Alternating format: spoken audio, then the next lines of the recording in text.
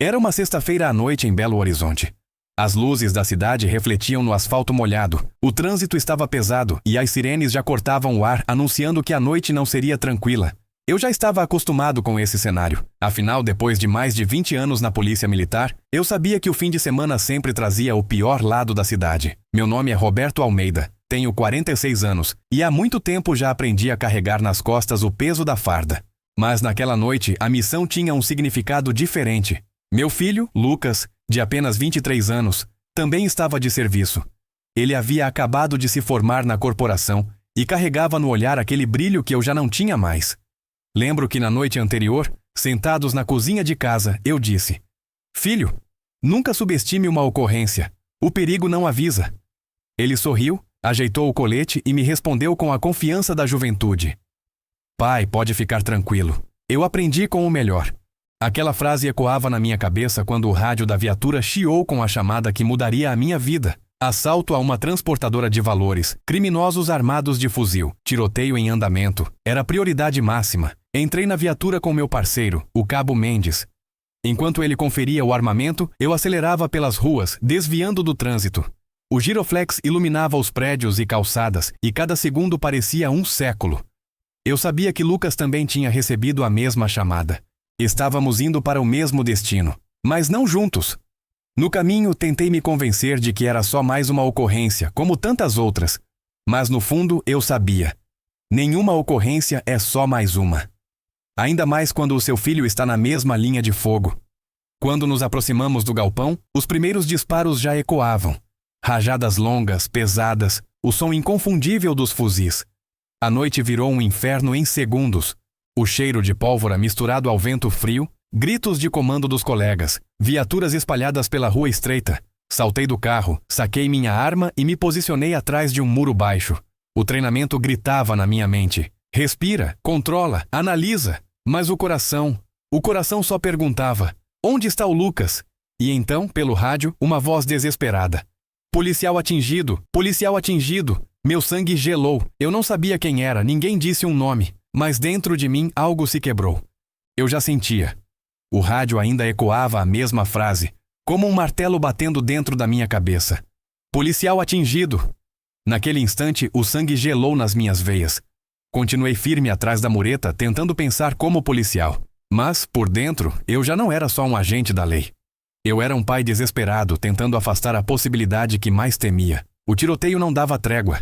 As rajadas vinham de dentro do galpão, ricocheteando nas paredes, enquanto os estilhaços de concreto voavam por todo lado. O cheiro de pólvora tomava o ar, denso, sufocante. Eu gritava ordens para a equipe, mas minha voz tremia. "Mendes, quem foi atingido?" Perguntei quase implorando. Ele, agachado ao meu lado, olhou para mim sem respostas. "Não disseram nome, sargento." A cada segundo de silêncio meu coração parecia parar, e depois explodir dentro do peito. A vontade era de largar tudo e sair correndo. Procurar meu filho em meio ao caos. Mas eu não podia. Não ali. Não sob aquela chuva de balas. Então respirei fundo, engatilhei a arma com as mãos suadas e avancei alguns passos, tentando manter o foco. Eu precisava acreditar que o destino não teria sido cruel. Não ainda. O tiroteio parecia não ter fim. Cada disparo soava como um tambor de guerra dentro da minha cabeça. O rádio continuava com estalos de vozes nervosas, códigos, pedidos de apoio. De repente, a mensagem que eu mais temia ecoou. "Atenção, policial caído no setor 2. Preciso de apoio imediato." Setor 2. Meu coração afundou no peito. Era essa área onde meu filho e a equipe dele estavam avançando.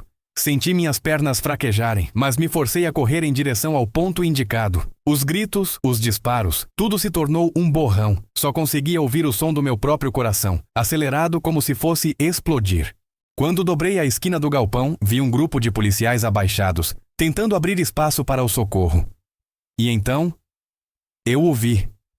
Meu filho, caído no chão frio de concreto, a farda manchada de sangue na altura do tórax. Por um segundo, o mundo parou. O barulho da troca de tiros pareceu se apagar. Não havia mais sirenes, gritos ou estampidos. Só o corpo dele, imóvel, o rosto pálido, os olhos semicerrados. "Não!" gritei, a voz rasgando minha garganta como uma lâmina. Corri até ele, me joguei de joelhos no chão. Toquei seu rosto com mãos trêmulas, enquanto outro policial pressionava o ferimento. O sangue escorria quente entre meus dedos, e aquela cena ficou gravada em mim como uma cicatriz eterna. Aguenta firme, filho, eu tô aqui! Falei quase suplicando, minha voz quebrada. Ele tentou balbuciar algo, mas tossiu sangue. O desespero tomou conta de mim, mas ainda assim tentei agir como policial. Chamei a ambulância pelo rádio, pedi prioridade máxima. Ao mesmo tempo, por dentro, eu já sabia. Eu sabia que aquele poderia ser o último momento em que eu ouviria a voz dele. Naquele instante, eu não era mais o sargento experiente, treinado para lidar com o caos. Eu era apenas um pai, impotente diante da morte que me encarava nos olhos do meu filho. O sangue continuava a escorrer pelas minhas mãos, quente, viscoso, marcando a farda e o chão ao meu redor. A cada segundo, eu sentia a vida dele se esvaindo. Policiais ao lado gritavam para manter posição. Alguns ainda trocavam tiros contra os criminosos entrincheirados dentro do galpão. O caos era total. Ambulância a caminho! Ouvi alguém gritar no rádio. Mas, para mim, parecia tarde demais. Cada respiração dele era um esforço sobre-humano. Segurei sua mão forte como se assim pudesse trazê-lo de volta. Lucas, olha para mim. Não fecha os olhos, filho. Você é forte, você vai sair dessa. Ele abriu os lábios tentando falar, mas a voz não saía. Apenas um sopro, um gemido baixo como se a vida escapasse junto. Os paramédicos chegaram com uma maca improvisada. Eu ajudei a levantá-lo mesmo com as pernas tremendo. Cada movimento fazia o sangue escorrer mais. Eles o colocaram rapidamente e começaram as compressões, o oxigênio, os procedimentos de emergência ali mesmo, sob a luz vermelha e azul das viaturas que piscavam sem parar, mas o tiroteio ainda não tinha cessado. Enquanto tentavam salvar meu filho, balas uniam no ar, ricocheteando nos muros e postes. Eu, dividido entre proteger a cena e não desgrudar dele, sentia meu mundo se partir. Sargento, precisamos de cobertura aqui, gritou um colega. Meu instinto policial reagiu. Levantei a arma, dei cobertura, disparei contra o galpão para afastar os criminosos. Mas cada vez que eu puxava o gatilho, sentia que estava abandonando meu filho. A culpa corroía, mas não havia escolha. Eu precisava lutar em duas frentes, como policial e como pai. A maca foi carregada para a ambulância. Corri atrás, entrei junto, sem pensar duas vezes. Dentro, o som das sirenes misturava-se ao bip dos aparelhos. Os socorristas trabalhavam freneticamente, enquanto eu apenas segurava a mão dele, orando em silêncio. Olhei pela janela da ambulância. A cidade de Curitiba passava em borrões de luzes. Para os outros, era apenas mais uma noite comum. Para mim, era o começo do maior pesadelo da minha vida. As portas da ambulância se abriram com violência assim que chegamos ao pronto-socorro. Médicos e enfermeiros correram até a maca, e em questão de segundos meu filho foi levado pelos corredores iluminados de branco, enquanto eu seguia atrás, quase tropeçando, o peito em chamas de angústia. O cheiro de antisséptico misturava-se ao sangue seco em minhas mãos. Olhei para baixo, a farda encharcada, e percebi que parecia mais uma sombra do que um homem. Alguns colegas haviam me acompanhado até o hospital, mas tudo em volta era borrado. Eu só conseguia ver meu filho sendo empurrado para dentro de uma sala com uma placa vermelha. Emergência. Acesso restrito. Uma enfermeira estendeu o braço para me impedir de entrar. O senhor precisa esperar aqui fora. Olhei nos olhos dela, desesperado, e quase gritei. É o meu filho! Eu sou o pai dele! Ela apenas baixou a cabeça e disse com firmeza. Nós vamos fazer o possível. Confie na nossa equipe. A porta se fechou diante de mim como um portão de ferro. E naquele instante percebi que todo o meu treinamento, toda a minha experiência como policial, não serviam para nada. Eu estava desarmado diante da vida e da morte. Minutos se arrastaram como horas. O tic-tac do relógio da recepção parecia zombar da minha impotência. A cada vez que a porta da emergência se abria e um médico passava, meu coração parava. Mas ninguém vinha falar comigo. Colegas tentaram me acalmar. Um deles colocou a mão no meu ombro e disse: Sargento, ele é forte. Vai sair dessa. Eu apenas balancei a cabeça sem conseguir responder. Por dentro, eu já sentia que a vida me preparava para o golpe mais duro de todos. Finalmente a porta se abriu. Um médico, ainda com máscara e luvas sujas de sangue, caminhou em minha direção. Bastou olhar nos olhos dele para eu entender. Aqueles segundos foram os mais longos da minha vida. Ele respirou fundo, tirou a máscara e disse com a voz grave: Fizemos tudo o que podíamos, mas não resistiu. Meu mundo desabou. O chão parecia ter sumido debaixo dos meus pés. Aquele homem diante de mim falava palavras que eu não queria ouvir, mas que se cravavam na minha alma. Eu, acostumado a ver a morte de perto tantas vezes, nunca tinha sentido o gosto tão amargo dela. Dessa vez, não era um desconhecido, não era um bandido caído em uma ocorrência. Era o meu filho, o meu menino. Saí da sala de emergência cambaleando, como se o chão tivesse virado líquido sob meus pés. Cada passo parecia exigir um esforço descomunal. A notícia já havia me despedaçado por dentro, mas agora eu precisava enfrentar a parte mais cruel. Dizer à mãe. Minha esposa, a mulher que dividia comigo todos os dias de luta e esperança, precisava ouvir que o nosso filho não voltaria para casa. O corredor parecia infinito, as luzes brancas me cegavam, os passos ecoavam como marteladas no meu coração. Respirei fundo, tentei organizar a voz, mas tudo dentro de mim tremia. Eu estava exausto, mas não havia espaço para fraqueza. Não podia fraquejar. Não ainda. Cheguei em casa. O silêncio me recebeu como um punhal. Minha esposa, Ana, estava na sala, esperando, talvez com a sensação de que algo havia dado errado. Quando ela me viu entrar, o rosto iluminado pelo abajur, ela sorriu sem perceber que aquela seria a última vez. "Roberto, o que aconteceu?" perguntou ansiosa. As palavras não saíam. Tentei respirar, mas só conseguia engasgar. A dor, a culpa, o desespero, tudo se misturava em meu peito. Eu sabia que qualquer frase que eu pronunciasse seria insuficiente para descrever o que havia acontecido, mas precisava dizer: "Ana." Minha voz falhou. "É o Lucas. Ele não resistiu." O mundo dela desmoronou. Vi os olhos dela se encherem de lágrimas instantaneamente, o corpo tremer, o ar faltar. Ela tentou falar, mas só conseguiu soluçar. Corri até ela, a abracei com força, como se pudesse segurar a dor do mundo em nossos braços, mas a sensação de impotência era esmagadora. "Eu tentei, Ana. Eu tentei salvá-lo", eu dizia entre soluços, sentindo cada palavra queimar minha garganta. A casa ficou mergulhada em silêncio, apenas os soluços e o choro preenchendo cada canto. Eu queria gritar, socar as paredes, arrancar do mundo a injustiça que nos havia atingido, mas não havia nada a fazer. O silêncio era absoluto, exceto pelo eco da memória dele. Os risos, a farda, o olhar de determinação que eu jamais esqueceria. A cada minuto, a realidade se impunha. Meu filho, meu orgulho, meu sangue. Não voltaria.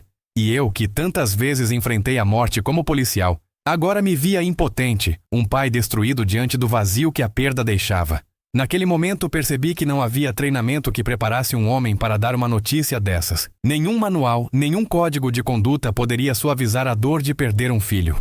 Apenas restava sofrer e tentar, de alguma forma, sobreviver à própria vida depois de uma perda tão brutal. Os dias seguintes foram um borrão.